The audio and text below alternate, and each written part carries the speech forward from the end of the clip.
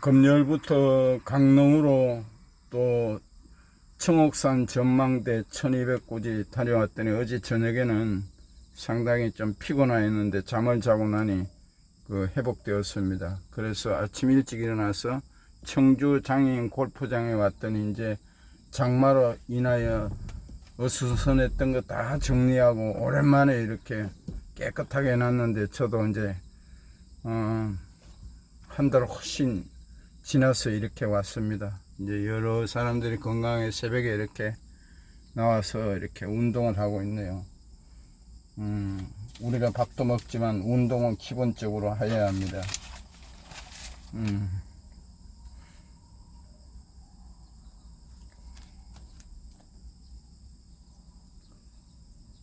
내 이웃이 내 곁에 평안히 살거든 그를 해하려고 꾀하지 말며 사람이 내게 악을 행하지 아니하였거든 까닭없이 더불어 다투지 말며 포악한 자를 부러워하지 말며 그의 어떤 행위도 따르지 말라. 대접 해역한 자는 여호와께서 미워하시나 정직한 자에게 그 교통하심이 있으며 악인의 집에 여호와의 저주가 있거니와 의인의 집에 복이 있느니라. 진실로 그는 거만한 자를 비웃으시며 겸손한 자에게 은혜를 베푸시느니라. 지혜로운 자는 영광을 기업으로 받거니와 미련한 자의 영달함은 수치가 되느니라. 요즘 부부간에 행복하게 사는 사람도 있지만 참 왼수같이 이렇게 사는 사람도 있습니다. 참 얼마나 사람은 행복하게 살아야 하는데 제일 가까이 부부가 서로가 제일 많이 주면서 왼수 같은 마음으로 사는 사람이 있죠. 그러나 상대방은 어릴 때부터 이렇게 습관화된 것이 바뀌지 않습니다. 오직 내가 먼저 예수를 믿고 상대방을 위해서 기도할 때 상대방이 예수 믿게 됩니다. 예수 믿어야 우리의 썸뿌리 나쁜 습관들이 좋은 습관으로 역기능적인 순기능적인 바뀝니다. 절대로 인간의 방법으로는 고칠 수가 없습니다. 서로 상처를 주고받아서 영원히 함께 갑니다. 대한민국의 이병철 회장이 애국자죠. 노동 창출을 많이 하고 세계적인 거부가 되었지만 일찍 삼성그룹 창업주 이병철 회장은 생전에 철학적이며 신학적인 정면에서 바라본 인간의 본질적 문제, 곧 인간의 존재, 궁극적인 물음에 천착했다. 그는 1987년 11월 임종무력 24개 기독교에 대해서 질문을 남겼다. 질문의 주제는 인류가 유사일에 끊임없이 제기되어 온 최대 숙제인 인간 본질적인 질문들이었다. 이는 곧 오늘날 우리들의 물음이기도 하다. 이 회장이 던진 질문에 대해 차동력 신부는 2012년 잊혀진 질문이라는 제목으로 책을 펴냈다. 이 책에 등장하는 이 회장의 24가지 질문은 당시 교계 안팎에 큰 관심을 불러일으켰으며 유명 베스트셀러가 됐다. 이 회장이 남긴 질문은 사반세기가 지났지만 4차 산업혁명과 인공지능 AI 시대가 한창인 지금도 살아있는 질문으로 우리의 귓가를 울린다. 그의 질문은 단순히 경영과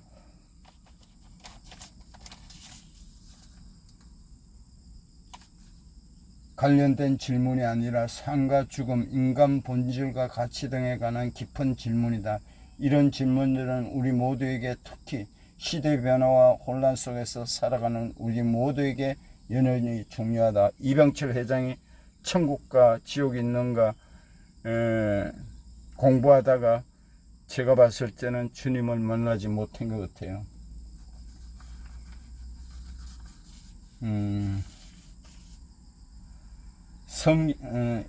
성경은 인간의 이성적인 생각으로는 절대 예수님을 만날 수가 없습니다. 성경 관점에서 세상을 보는 것은 말처럼 쉽지 않다. 남이야 어떻든 나만 복을 빌어 잘되면 그만이라는 무속 샤머니즘적 권위에 충성하고 의리를 지키는 유교적 세계관이 강력한 한국 세계에서 이들과 확연하게 다른 성경적 세계관에 따라 생각하고 행동하는 것은 지극히 어려운 일이다.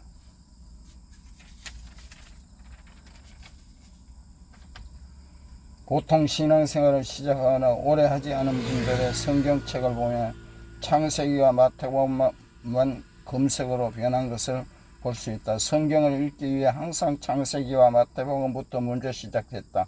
이것을 알 수 있습니다. 그런데 마태복음을 읽기 시작하는 분들은 공통으로 느끼는 점이 있습니다. 성경을 좀 읽어보려고 페이지를 열었더니 누가 누구를 낳고 아기를 낳은 이야기만 쓰여 있더라 하는 것입니다. 성경책 종이가 남아서 그 많은 47명의 이름을 넣은 것은 아닐 테고 이 본문엔 무슨 이유가 있을까요? 여기엔 우리가 깨달을 수 있는 점이 있습니다. 이를 알고 읽는다면 지루하거나 반복된다고 느끼지 않습니다. 첫째, 예수님의 역사성입니다. 예수님은 동화 속에 나오는 옛날 옛적 어느 마을에 살던 가상의 인물이 아니라 실제로 육신의 몸을 입고 이 땅에 오신 인간으로 예수님이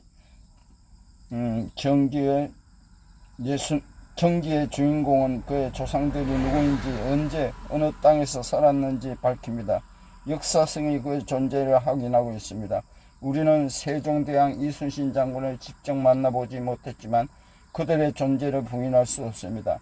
마찬가지지요. 예수님의 신성을 인정하는 것은 믿음의 문제이지만 존재 자체의 문제를 제기하는 것은 지식의 문제입니다. 예수님이 족보는 무엇보다 확실한 그분의 존재를 증명하고 있습니다. 둘째, 하나님의 언약입니다. 예수 그리스도의 나심은 적극적이고 갑작스러운 결정이 아니라 이미 하나님 아담과 하와 범죄 때부터 예수 그리스도를 생각하셨습니다.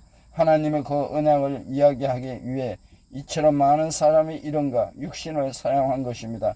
여러분의 어머니가 바로 그분이요, 여러분의 자녀가 바로 그 아들인 것을 이 세상에 생기기 전부터 계획하신 하나님의 뜻이었습니다. 셋째, 신앙을 혈육으로 이어지지 않는다는 것입니다. 우리가 가지고 있는 신앙의 오해 중 하나는 좋은 믿음을 가진 부모가 있으면 그 자녀들은 아무 문제가 없다는 생각입니다. 물론 좋은 신앙을 가진 부모 아래 자식이 좋은 신앙을 물려받을 확률은 높은 건 사실입니다. 하지만 마태복음은 족보는 보면 반드시 그렇지 않습니다. 선한 자에게서 악한 아들이 나오고 기도하고 악한 자에게 선한 아들이 나오기를 또 합니다. 넷째, 인간의 외로움이 아닌 하나님의 은혜로 선택받는다는 것입니다. 마태복음 1장 자세히 읽다 보면 이상한 점을 발견했습니다. 족보에서 발견된 5명의 여성 다말, 라합, 룻, 밧세바, 마리아입니다. 이 여성들은 모두 다 남편과 정상적인 부부관계를 맺지 못한 사람들이었습니다. 부족하고 연약한 사람들의 이름을 기록되어 놓은 것을 구세주로 오신 예수님의 족보에 은혜로 들어간 사람들이 있다는 사실을 알리기 위해서입니다. 세상은 똑똑하고 예쁘고 돈 많은 사람을 선택합니다. 그러나 하나님은 순종의 사람을 사용하십니다. 그가 비록 비정상적인 사람일지라도. 어제 부고장이 날라왔어요. 우리 이제 초등학교 동창인데 벌써 어느 날인가 진단을 했더니 폐로 온데 암이 걸려서 수술을 하지 못했답니다. 잘했습니다. 뭐 힘들게 죽느니 하늘나라 가느니. 그래서 알 수 없어요. 나이 만 71세예요. 사람 일은 알 수 없어요. 빨리 우리가 예수님을 믿고 이 땅에서 살다가 하늘나라 갈 준비를 해야 됩니다. 그 친구도 그 71살에 그렇게 갑자기 그런 심한 암이 있을 줄은 누가 알았습니까? 누구도 모릅니다. 내가 될지도 모릅니다. 빨리 예수 믿고 구원받으세요. 하나님 아버지, 미련한 자만 순종의 사람을 선택해 주시니 감사합니다. 미련한 자를 미련하지만 순종의 사람을 선택해 주시니 감사합니다. 우리가 그 순종의 사람이 되게 하여 주시옵소서. 하나님 아버지, 지금 북한의 탈북자가 2,900명이 북한에 감옥에 있다 합니다. 그들을 남한으로 올 수 있게 그 신지핑 마음을 움직여서 남한으로 와서 이 나라에서 자유 대한민국을 누리면서 예수 믿고 구원받는 축복 있게 하여 주시옵고, 러시아를 통해서 우크라이나 전쟁이 있습니다. 전쟁이 얼마나 포화가 포를 터지는 비참한 이런 어린아이도 죽고, 하나님 그 위에도 하나님이 계신 줄 믿습니다. 전쟁이 속히 끝나고 우크라이나에도 복음이 있게 하여 주시옵소서. 예수님의 이름으로 기도드립니다. 아멘. 곡조 있는 기도를 올리겠습니다. 하늘 가는 밝은 길이 내 앞에 있으니 슬픈 일을 많이 보고 늘 고생하여도 하늘 영광 밝음이 어둠 그늘 헤치니 예수 공로지하여 항상 빛을 보도다. 아멘.